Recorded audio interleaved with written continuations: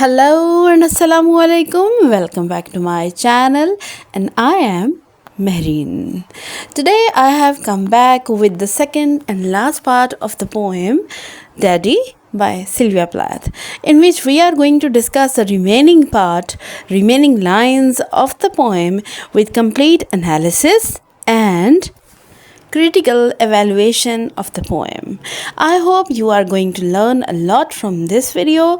For this, you have to be with me till the end of the video. So let's start from the point where I ended in the last video.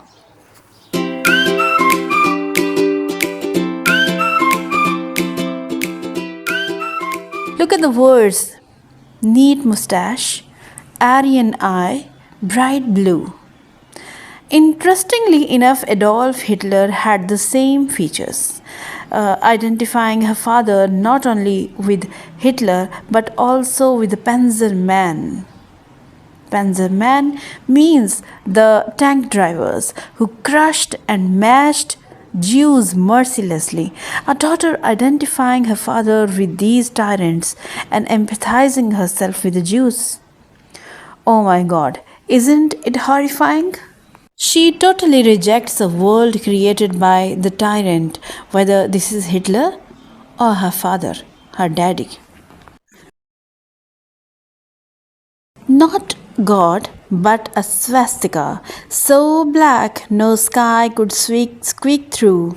Every woman adores a fascist, the boot in the face, the brute heart of a brute like you. Previously, we have read that father was a bag full of God, and now he is a swastika. Swastika is basically a black symbol representing Hitler's political party, which later on became the symbol of oppression, atrocity, and tyranny. So is her father now a swastika. In the next lines, she is of the view that every woman adores a fascist. In bolder meanings, fascist is a person who is authoritative, anarchist, dictator, and the one who loves showing power. In my opinion, here she is complaining of her mother too, who loved being oppressed by her father. Miss Plath seems to question submissiveness of her mother. Sylvia Plath's father's power was admired by her mother. Might be possible. You stand at the blackboard, Daddy. In the picture I have of you, a cleft in your chin instead of your foot, but no less a devil for that. No, not any less the black man who bit my pretty red heart in two. I was 10 when they buried you. At 20, I tried to die and get back to you. I thought even the bones would do. Just look at the line, a cleft in your chin. According to the Christian belief, devil has cleft foot, but her father had cleft in the chin. Means she is finding a similarity between a devil and her father. When Otto Plath died, Sylvia Plath was only 8 years old. It is said that Plath was denied of attending her father's funeral or of visiting his grave. In 1958, she visited her father's grave for the first time, and according to her words, she was tempted to dig him up and prove to herself that he is really dead. Maybe she wanted to have a pretty good fight with him, as now she had gained some authority and courage. But they pulled me out of the sack and they stuck me together with glue, and then I knew what to do. I made a model of you. I made a model of you, a man in black with a mannequin look. In these lines, she is describing her efforts to die. When she was 20 years old, she tried to make an attempt of suicide, but she was survived. She was saved. She was rescued by the people. Pulled me out of sack means I was rescued from the suicide attempt, so she did not know what to do next. She created a model which was like her father, means she loved someone and recreated her father in him, and most probably it was Ted Hughes. Mein Kampf look again indicates the personality of Hitler, because the book which he wrote was Mein Kampf. She made a model of her father, a man in black, who, like her father, looked the part of a Nazi. And we can indicate that who that man could be.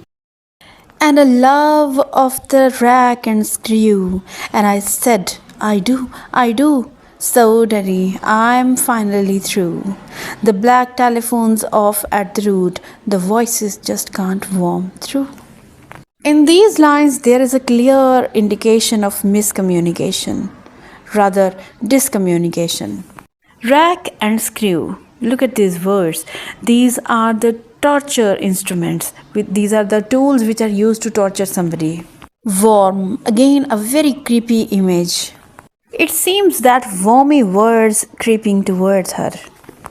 There is again a lack of communication between father and the daughter. This man had a love of torture. She married him. And we all know to whom Sylvia Plath married. The speaker, directly addressing her father again, claims she's finally through. The telephone's unplugged and no one will be getting through to her. If I have killed one man, I have killed two. The vampire who said he was you and drank my blood for a year, 7 years if you want to know. Daddy, you can lie back now. We can find a lot of disturbing images in Sylvia Plath's poetry. She says that if she's killed one man, she's in fact killed two. She refers to her husband as a vampire, saying that he drank her blood for a year. No, 7 years. She then tells her father he can lie back now. In these lines, the vampire is not the vampire of Twilight Saga. There is a stake in your fat black heart, and the villagers never liked you. They are dancing and stamping on you. They always knew it was you. Daddy, Daddy, you bastard, I'm through. The speaker imagines a village in which the locals never liked her father, and so they are dancing and stamping on his body because they always knew exactly what he was. The speaker deems her father despicable and again tells him that she is finished. The last lines of the poem show that the speaker, having confronted her daddy and the oppressive forces he represents, declares her newfound freedom and power, stating, "So, Daddy, I am finally through, and I knew what to do," signifying a resolution and a move beyond the past. It shows that the speaker or the poetess has moved on now and she is resolute to live a new life. So, Daddy, I am finally through. This line marks a turning point, indicating the speaker's emotional journey has reached a conclusion. She is no longer bound by the fear and control her father exerted over her. And I knew what to do. There is an assertion in this line. This line emphasizes the speaker's newfound agency and strength. She is no longer a victim, but a survival, capable of making her own choices and moving forward. The final lines shift the poem's tone from one of fear and helplessness to one of the defiance and empowerment. The speaker is no longer a child but a woman who has overcome her past and found a new path, found her own new path. Sylvia Plath's whole poems are full of Holocaust images, and there we can also find very disturbing images. For example, a woman, a daughter calling her father a bastard. This is really very horrifying, at least for me. She finishes the poem with a powerful "Daddy, Daddy, you bastard, I'm through," showing that she has finally reached freedom. Finally, the one way the poet has to achieve relief to become an independent self was to kill her father's memory, which in Daddy she does via metaphorical murder. At the end of this video, I definitely want to talk about some of the very important words or symbols, you may call it. For example, the black shoe, the black telephone, man in black, vampire. These are very unconventional words. These are very unconventional, untraditional words which are not to be used in poetry if we compare it with the predecessors of Sylvia Plath. But definitely these words show a very strong impact of a mental distress and condition. Black is basically a color of hopelessness and depression. In the final stanzas of Daddy, the speaker or the poetess refers her deceased father as a vampire. According to popular legend, vampires are living corpses who survive in their undead state by drinking the blood of the living.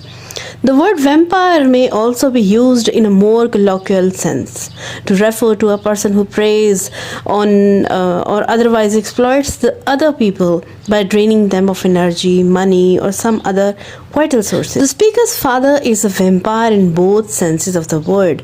Though not literally undead, his memory continues to haunt the speaker long after his death.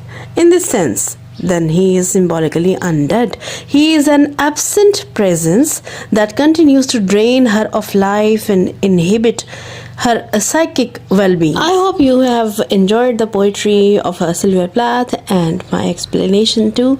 So let's meet in the next video with the next topic. Till then, keep subscribing to my channel, keep sharing my channel, and keep watching my videos. And thanks for being with Marine for such a long time.